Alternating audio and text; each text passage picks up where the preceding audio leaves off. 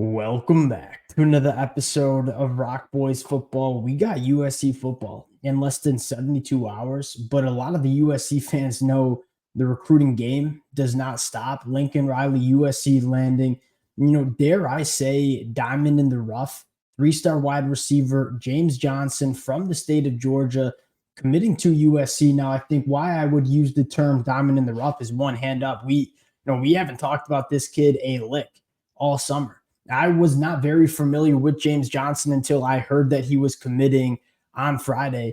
You dive into the film of James Johnson and say, this kid has a ton of juice. And then you look at the offer list, look at his top five: Georgia, Ohio State, LSU, UCF, and USC. You take a look at some of the offers, Texas, Oklahoma. This kid was extremely coveted at the Power 4 level. And you take a look at the recruiting services, I think you might just chalk this one up to 24/7 Sports just might be missing on a guy like James Johnson. I would book it right now. You take a look at him. Wouldn't be surprised come National Signing Day, James Johnson's ranking significantly increases over the next couple of months. And why I think this kid is, so fascinating. I turned on the film and immediately kind of understand why all these Power 4 programs are after him. The movement skills are kind of next level. He's a three-sport athlete, plays baseball, basketball, track, and football. That's actually 4 sports. You see the track and field long speed on full display, but I think what really stands out to me about James Johnson is this kid's movement skills are kind of next level, like the short area quicks, the ability to make people miss. And I think one of the fascinating conversations where we'll kind of get into the film and we'll talk about this a little bit more, where does James Johnson play at USC? Because the wide receiver film, when this kid has the football in his hands, love it. But then you take a look at some of the defensive back film, whether he's playing nickel or safety, there's a lot to like about James Johnson on the defensive side of the football as well. 5'10", 180 pounds, does not lack any sort of physicality. And with the elite movement skills that he has, I kind of like him at that nickel cornerback spot too. We'll get into the film. We'll kind of chop up how we think and where we think James Johnson is going to play. Want to get into the film, talk a little bit about the athlete before we do. And as always, just want to say thank you to you guys and to the USC fans. The last couple of months talking this program on the recruiting trail, it's been a blast. I can't thank you guys enough for all the support. If y'all do enjoy the content, consider subscribing to the channel. And without further ado, let's get into James Johnson. Again, I think we got to start with just the caliber of athlete. This kid, you can tell he's a multi-sport athlete because the movement skills, the long speed, the overall coordination of the athlete, it's certainly there. And I don't want to waste too much time talking about it and more just dive into a little bit of the film. And I think you see it on full display here, playing the special teams game. This guy, take a look at this rep right here. I'm going to mute the film real quick. I don't know why James Johnson is deciding to return this punt, and then I immediately understand why he does. I mean, this is a guy that you take a look at this. He's going to make them all miss. I mean, you talk about movement skills. You talk about that elite short area quickness that I feel like is one of the more underrated concepts that when we talk about these high school prospects, we always want to talk about, the track and field times. Yes, I care how fast you can run in a straight line. Being fast certainly helps you be a good football player.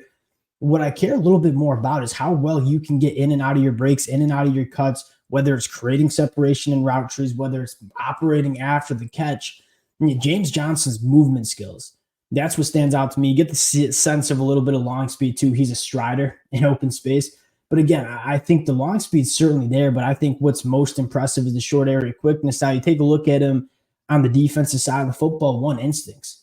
This is a kid that's going to come down from that safety spot and, one, read the quarterback's eyes, and then two, look how fast this kid can trigger downhill. Again, you talk about short area quicks, gets going real fast. I'll put this one and take it to the house the other way, but you kind of like some of the instincts that he puts on display as well. You continue to work through the film, and I think you can continue to see why so many Power 4 programs were in on this kid. And quite frankly, I think 24/7 Sports just needs to get some more eyeballs on this film because you take a look at him and say, when he has the football in his hands, I mean, he is so dynamic. And again, you talk about short area quicks, one, making someone miss, but look at the acceleration here. I mean, he's going from 0 right here to absolutely 100 awfully quick. I mean, the acceleration, the ability to kind of vary your speeds, extremely exciting. Really good feel too. You see a little bit of the long speed if you are Oh, this is the one where he hawks the guy down. That's right. Got a little bit of long speed there, showing a little bit of effort. I'm not sure why we needed to include that on the highlights, quite frankly. But hey, we continue to work through the film, and you continue to like what you see from James Johnson. Again, creating a little separation, little slip screen here, making people miss. So fluid with the football in his hands. Like, you look at this kid and say, I understand why a lot of Power Four programs were after this kid. And I think why he's so low on the recruiting services are you don't have crazy verified tracks. It's track and field times, excuse me. He's 5'10, 180, so it's not necessarily this prototypical impressive frame. And a lot of times that's kind of how these recruiting services filter through a lot of high school football players. And to give 24/7 Sports and On3, kind of some slack, there are a lot of really good athletes across the country that play high school football. So I don't necessarily blame them for kind of filtering through body types and track and field times. That being said, you do have some of these guys like James Johnson kind of slip through the cracks. And I think you look up at this USC class in 2025 and say, one, we're feeling pretty good about the class. Only this will be the 18th commitment, and you're sitting at top 15 class in the country. Immediately, once it's starting easy to get clicks, the immediate buzz about Julian Lewis transferring from or flipping his commitment from USC has magically seemed to die down. I believe he'll be out in Las Vegas on Sunday night for the USC game. Would be surprised at this point if Julian Lewis is not signing his letter of intent to play with USC. But you scroll down the list and say, one, bunch of playmakers. You got some really athletic linebackers in Matai and Jaden Perlotti. If you're a USC fan, I think you're a really big fan of how this 2025 class is coming together. But I think, more importantly, the next couple of months for USC in terms of on the football field, I think it's going to be massive because you saw some of the momentum building within this USC program. I think the 2023 season and the disappointment, specifically on the defensive side of the football, it makes it hard to recruit those elite athletes on the defensive side until they see that they can come to a coaching staff that is going to develop the personnel.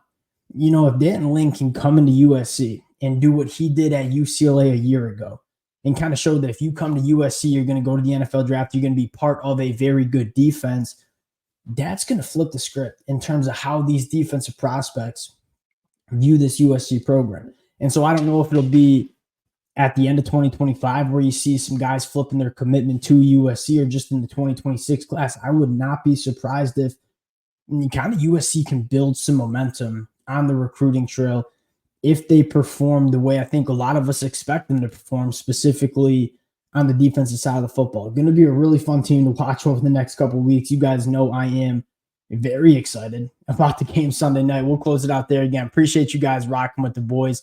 Fired up for the game Sunday night. We'll immediately react to it here. Appreciate you guys, and we'll talk to y'all later. Peace.